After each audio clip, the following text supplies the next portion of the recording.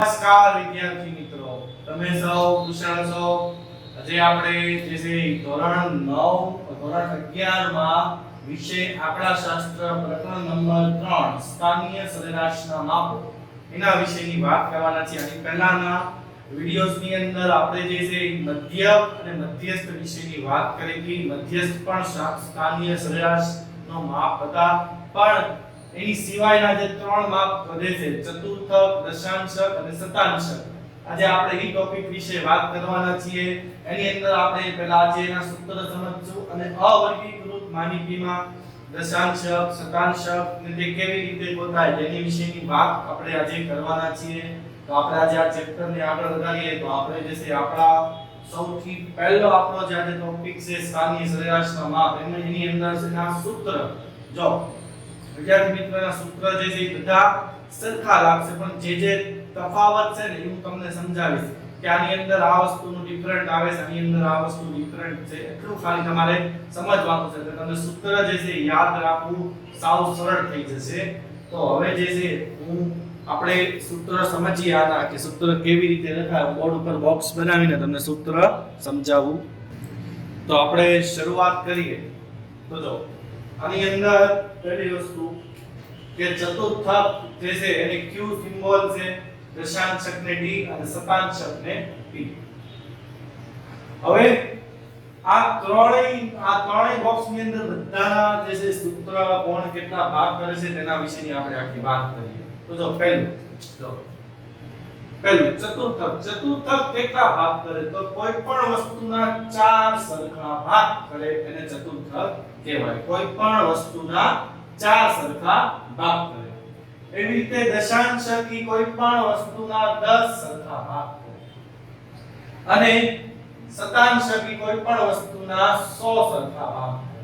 ચતુર્થક જે છે એ 4, દશાંશક 10, શતાંશક 100, મધ્યસ્થ 2.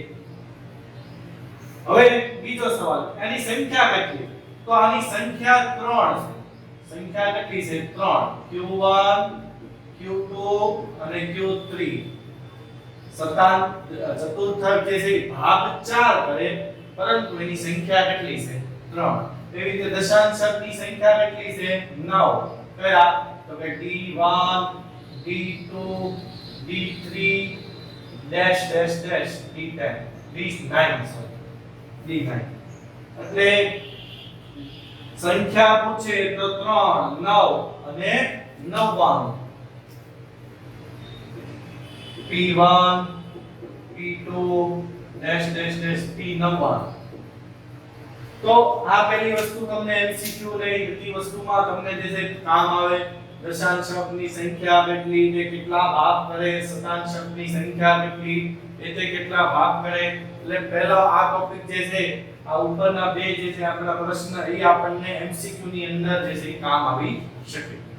હવે જે છે અવર્ગીકૃત અને અસતત માહિતી માટે આપણે એના સૂત્ર લખીએ.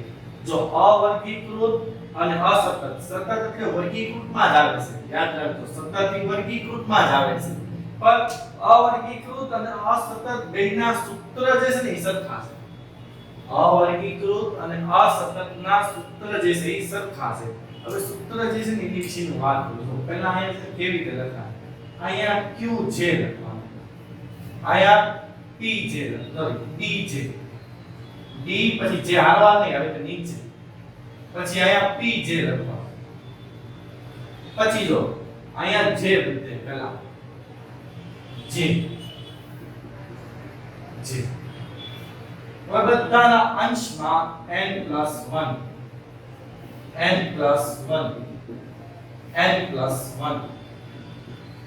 હવે જો આ કેટલા ભાગ કરે ચતુર્થક? તો કે 4, એટલે છેદમાં 4. દશાંશક કેટલા ભાગ કરે? 10. શતાંશક કેટલા ભાગ કરે? 100. બધાની પાછળ લગાડવાનું માં અવલોકનની કિંમત, માં અવલોકનની કિંમત, માં અવલોકનની કિંમત. હવે તમારો પ્રશ્ન થાય છે કે J એટલે શું? પહેલી વસ્તુ તો તમને એમ કીધું ને D3, તો અહીંયા J ની જગ્યાએ 3 આવે. n + 1 ના છેદમાં 4 જે હોય ને ત્યાં 3 આવે જે એટલે આ બધાની સંખ્યાઓ 1 2 3 જે બી આવતી હોય એ સંખ્યા એટલે જે કહેવાય તો જો આ સૂત્ર તમને આઈડિયા આવી ગયો કે જો સૂત્રમાં બધું સરખું છે ખાલી મેં જે અલગ રેડ પેન થી લખ્યું છે એ બધામાં અલગ છે 4 10 100 એમ કે આ 100 ભાગ કરે છે 100 એટલે જો સૂત્ર યાદ રાખવામાં તમને આમાં તકલીફ ન પડે એમ કે જો તમને આઈડિયા તરત જ આવી જાય કે જે છે આની અંદર આ ડિફરન્સ છે આની અંદર આ ડિફરન્સ છે આની અંદર આ ડિફરન્સ છે એટલે આ સૂત્ર જે યાદ રાખવાની જે છે આ ટ્રિક છે કે આવી રીતે જે છે આપણે સૂત્ર યાદ રાખી શકીએ શતાંશક દશાંશક અને ચતુર્થકના તો આ જે મેં આખી વાત કરી એ અવર્ગીકૃત માહિતી અને અસતત માટે આ સૂત્રનો ઉપયોગ થાય છે હવે હું વાત કરું એની પછી વર્ગીકૃતમાં સતત માહિતી એના માટે તમારે જે છે ને જેમ મધ્યસ્થ વર્ગ ગોતો ને એ બધાના વર્ગ ગોતવા પડે એટલે પહેલા જે છે તમારે ચતુર્થકનો વર્ગ ગોતવો પડે ચતુર્થકીય વર્ગ પછી દશાંશકનો વર્ગ દશાંશકીય વર્ગ અને શતાંશકીય વર્ગ એને લખવાનું કેવી રીતે જો આને આવી રીતે લખો તમારે આમ લખવાનું qj વર્ગ હું લખવાનું qj વર્ગ dj વર્ગ અને pj વર્ગ વર્ગ ગોતવા માટે જો પહેલા અહીંયા j આવશે અહીં j આવશે અહીં j આવશે પછી n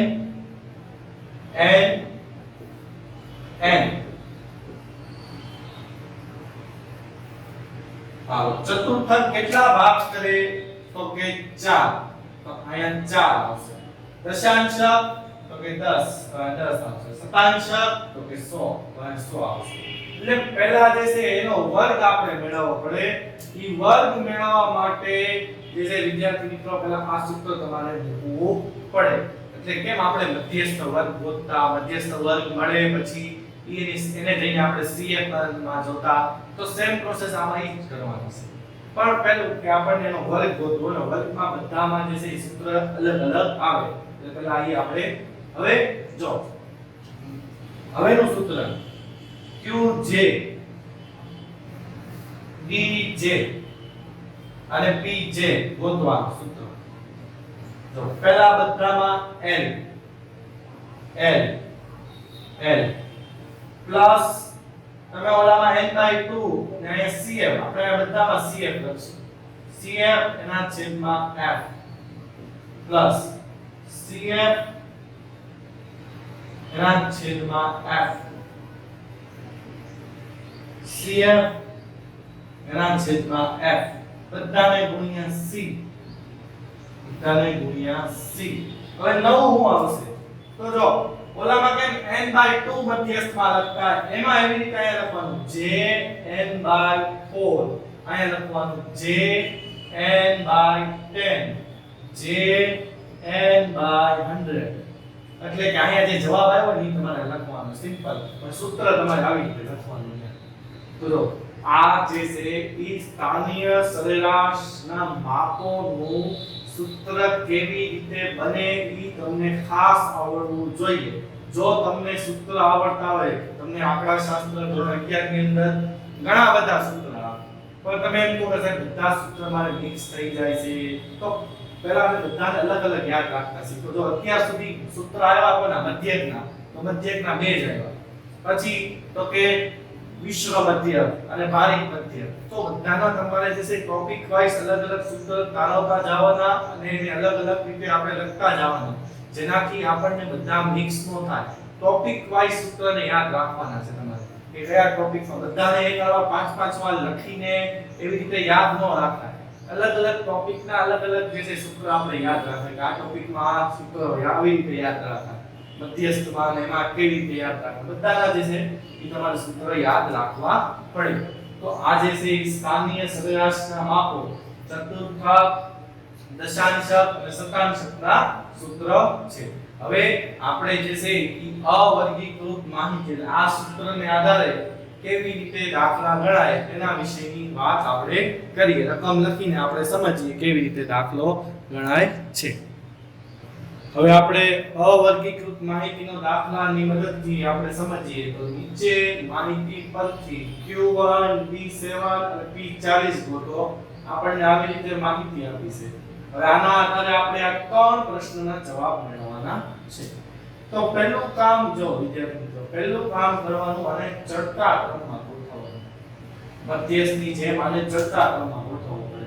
તો જો સૌથી પહેલા નાનામાં નાનું 9 પછી 10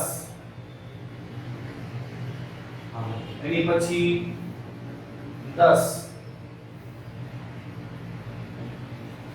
હવે જે છે આની અંદર થશે 14 રાખીએ આપણે ધ્યાનમાં તો કે 14 14 આવી ગયા. એની પછી 14 પછીનો આંકડો જે છે આપણે લઈએ તો સીધો 48 આવશે. 28 અને 32 પછી 32 જે 29 આવે વાય 29 એની પછી 30 જેવું આપણને કાંઈ આવ્યું નથી. 30 જે છે નથી આપણી પાસે 31 છે 31 લખશું પછી 32 પછી આપણે જે છે આની અંદર 148 53 67 10 આવી ગયા છે 62 40 40 પછી 47 થી નાનું કોઈ છે જોઈ લેવાનું 63 71 60 96 148 53 67 62 40 54 ઓકે નથી 47 47 પછી જે છે એ આપણે 53 ઓકે 47 પછી 53 પછી જે છે 57 તો 59 એવું કઈ છે નહીં એટલે 60 પછી 60 પછી જે છે આપણી પાસે છે 62 આપણે 62 લખી નાખશું 62 પછી 63 છે અને 63 લખી નાખશું એની પછી જે છે 67 છે ઈ લખશું એની પછી જે છે 67 પછી આપણને 71 આવી ગયું. આ બાજુના બધા આવી ગયા છે. હવે 71 પછી આવશે 80 આ 54 જે છે આ આવી ગયા 54 અહીં આવશે 54 હવે 80 પછી આપણે જે છે ઈ 80 આવી ગયા. હવે બાકી રહ્યા 148 અને 96 હવે 96 અને છેલ્લે 128 1 2 3 4 5 6 7 8 9 10 11 12 13 14 15 16 17 18 19 20 1 2 3 4 5 6 7 8 9 10 11 12 13 14 15 16 17 18 19 20 ને આપણે કમ્પ્લીટલી કરી. તો હવે પહેલા આપણે Q1 ગોતીએ. તો Q1 અને એની માટે Qj Jn+1 ના છેદમાં 4 માં અવલોકનની કિંમત Qj Jn+1 ના છેદમાં 4 માં અવલોકનની કિંમત. હવે જે છે આયા હું Q1 લખીશ અને આયા 1 n તો કે આ લોકોની સંખ્યા કેટલી આવી હતી n બરાબર 20 20 + 1 ના છેદમાં 4 માં અવલોકનની કિંમત. હવે 21 ભાગ્યા 4 કરો એટલે 5.25 માં અવલોકનની કિંમત. હવે જે છે વિદ્યાર્થી મિત્રો ટ્વિસ્ટ આવે. હવે અહીંથી શીખવાનું છે તમારે. આ બધું તમને સૂત્ર યાદ રહી જાય, આવડી જાય. હવેનો જે પ્રશ્ન છે એ તમને જે કન્ફ્યુઝનમાં નાખે. હવે આ કેવી રીતે લખવાનું? પહેલા લખવાનું 5માં અવલોકનની કિંમત વત્તા પહેલા લખવાનું 5માં અવલોકનની કિંમત આ 0.25 ને છૂટું પાડવાનું 0.25 પાંચમા અવલોકનની કિંમત વત્તા 0.25 હવે અહીંયા લખવાનું પાંચમું અને 5.25 ની 5 અને 6 ની વચ્ચે તો અહીંયા તમારે લખવાનું 6 માં અવલોકનની કિંમત માઈનસ 5 માં અવલોકનની કિંમત. જો ગુજરાતીમાં સમજાવું ને તો અહીંયા 4 હોત ને અહીંયા 4 માં અવલોકનની કિંમત હોત ને તો 5 માંથી 4 બાદ કરવાના. અહીંયા 9 હોય ને તો 10 માંથી 9 બાદ એના આગળમાંથી આ બાદ કરી નાખવાનું. જે અહીંયા હોય ને એના આગળનામાંથી જે છે એ બાદ કરી નાખવાનું. અહીંયા 14 આવ્યા તો 15 માંથી 14 બાદ કરવાના. જરા પોઈન્ટમાં આવે ને ત્યાંની વાત છે.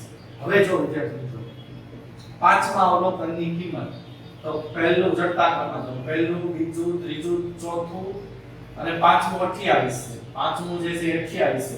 આ 1 આ 2 આ 3 આ 4 અને પાંચમું 28 એટલે 28 હવે 0.25 છમાં અવલોકનની કિંમત છઠ્ઠું શું છે 29 અને પાંચમું 28 એટલે 28 પ્લસ 0.25 29 માંથી 28 જાય એટલે 1 એટલે 0.25 ગુણ્યા 1 એટલે 0.25 એટલે 28.5 ઈ તમારા Q1 નો જવાબ કહેવાય. 28.5 ઈ આપણા Q1 નો જવાબ કહેવાય. ખાલી તમારી માટે આ સ્ટેપ જે છે શીખવાનું આવે. બાકી બધા તો આપણા કેલ્ક્યુલેટર નું કામ છે ઈ પોતે કરી. તો વિદ્યાર્થી મિત્રો આવી રીતે જે છે આપણે Q1 ગોતું. હવે આપણે જે છે D7 વિશેની વાત કરીએ. D7 જે છે એ કેવી રીતે ગોતવાનું હોય. તો હવે જે છે આપણે આને ઇરેઝ કરીને D7 ની શરૂઆત કરીએ. તો વિદ્યાર્થી મિત્રો એનું સૂત્ર પહેલા આપણે લખશું તો કે dj jn+1 ના છેદમાં 10 કેમ કે 10 ભાગ કરે. હાલો D7 એટલે અહીંયા 7 અહીંયા 7 મૂકવાના. અહીંયા જે મૂકો એ કયા મૂકવાના 20 + 1 21 ના છેદમાં 10. હવે પાછળ બધામાં માં અવલોકનની કિંમત હાલો હવે જો 21 20 ને 1 21 ના છેદમાં 10 માં અવલોકનની કિંમત. હવે 21 ગુણ્યા 7 કરી નાખો પહેલા 7 * 7 અને 7 * 14 ના છેદમાં 10 માં અવલોકનની કિંમત. એટલે અહીંયા થઈ જશે 14.7 માં અવલોકનની કિંમત. હવે અહીંયા આવી ગયું 14.7 માં અવલોકનની કિંમત. તો હવે આ કેવી રીતે લખશું જો 14 માં અવલોકનની કિંમત વત્તા 14 માં અવલોકનની કિંમત વત્તા 0.7 આમાંથી છૂટું પડશે 14 પછી 0.7 14 નું છે એટલે લખવાનું 15 માં અવલોકનની કિંમત માઈનસ 14 માં અવલોકનની કિંમત. આવી રીતે આપણે લખવાનું. હવે જો 14 માં અવલોકનની કિંમત પહેલું બીજું ત્રીજું ચોથું પાંચમું 6 7 8 9 10 11 12 13 14 14 જે છે 62 રાઈટ રાઉન્ડ દેની 1 2 3 4 5 6 20 માંથી જે છે 6 જાય એટલે 14 માં થઈ ગયું. હવે 0.7 15 માંથી 14 માંથી બાદ કરો. 15 નું કોણ થાય 63 માંથી 62 બાદ કરો એટલે અહીંયા 62 63 માંથી 62 બાદ કરો એટલે 1 0.7 ગુણ્યા 1 એટલે 0.7 એટલે 62.7 દર વખતે 1 આવે એવું જરૂરી નથી. એટલે D7 જે છે એ આપણને મળ્યા 62.7. D7 નો આપણને આન્સર મળી ગયો 62.7. જો 14 નું આવ્યું અને 14.7 14 નું અને 15 માંથી 14 માંની કિંમત બાદ કરી દેવાની. આવી રીતે આપણે આખો દાખલો ગણી નાખવાનો. હવે એની પછી P40 ને આપણે ગોતીએ. P40 કેવી રીતે આપણને મેળવાય તેના વિશેની વાત કરીએ.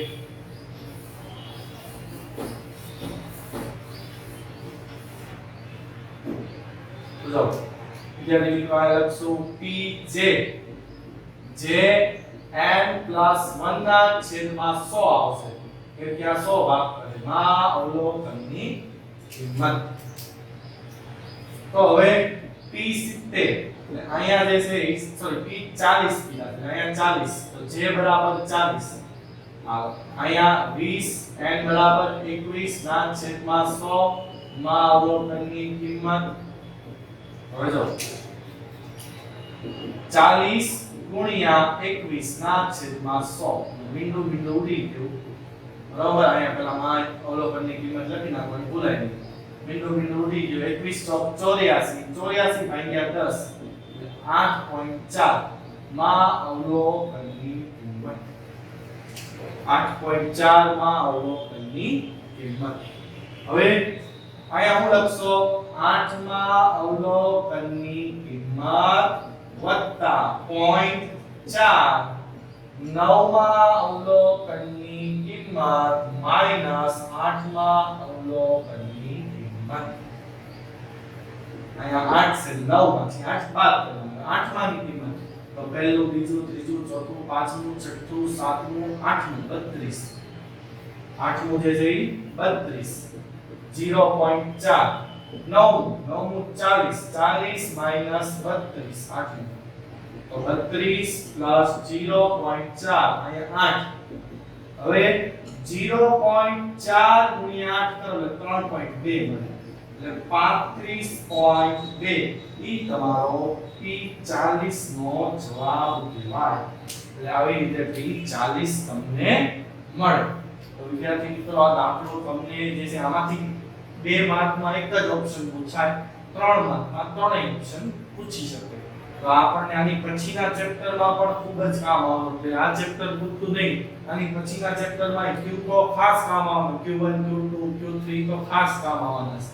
તો આપણે પહેલો દાખલો ગણ્યો. હજી આપણે આની જેવો એક દાખલો ગણીએ કેવી રીતે આપણે આને ગણાય છે તે આપણે રકમ લખીને જોઈએ. બીજા દાખલામાં આપણે જોઈએ તો પહેલા આપણે એને ચડતા ક્રમમાં લખશું. તો સૌથી નાનામાં નાનો 1 તો પહેલા આપણે જે છે એ આપણે અહીંયા એક વિશેની વાત 1 પછી જે છે એ 4 પછી 6 7 8 9 11 12 અને 15 એટલે 2 4 6 8 અને 2 4 6 8 અને 10. હવે આપણે બાકી કઈ રહી ગયું તો કે 8 7 6 આવી ગયા 8 7 6 4 અને 1 આવી ગયા 9 આવી ગયું પછી 8 બે વખત 8 જે છે એ બે વખત છે 10 થઈ ગયો n બરાબર 10. હવે ત્રણેય પ્રશ્નનો જવાબ મેળવવાનો કીધો હું ગમે તે બે નો મેળવું છું એટલે કે પહેલા અને બીજાનો મેળવું ત્રીજાનો તમે જાતે મેળવજો. q જે n + 1 ના છેદમાં 4 માં અવલોકનની કિંમત.